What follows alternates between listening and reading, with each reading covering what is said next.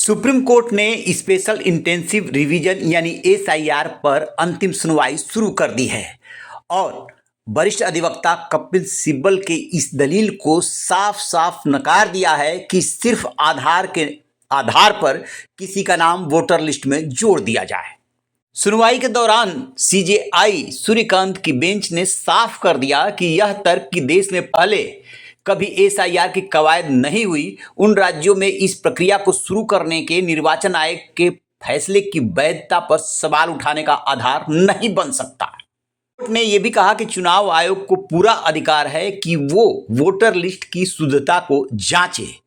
पिछले सुनवाइयों के दौरान कोर्ट ने बिहार में जब एसआईआर चल रहा था तब आधार को भी 13 डॉक्यूमेंट में से एक डॉक्यूमेंट मान लिया था, लेकिन सिर्फ आधार के आधार पर किसी का नाम जुड़ जाए इसके लिए निर्देश नहीं दिया था। यानी कि चुनाव आयोग चाहे तो आधार के अलावा और भी कोई डॉक्यूमेंट मांग सकता है।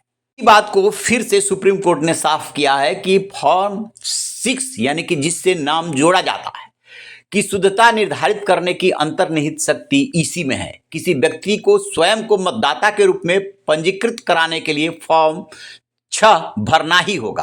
पीठ ने यह भी दोहराया कि आधार कार्ड नागरिकता का पूर्ण प्रमाण नहीं देता है, इसलिए इसे दस्तावेजों की सूची में से एक दस्तावेज माना गया है, न कि फाइनल। सीजेआई सूर्यकांत ने साफ कहा कि आधार लाभ प्राप्त करने के लिए कानून द्वारा बनाया गया एक प्रावधान है। क्या सिर्फ इसलिए कि किसी व्यक्ति को राशन मिलता है आधार के आधार पर उसे मतदाता सूची में भी जोड़ दिया जाना चाहिए? हरगिज नहीं हो सकता।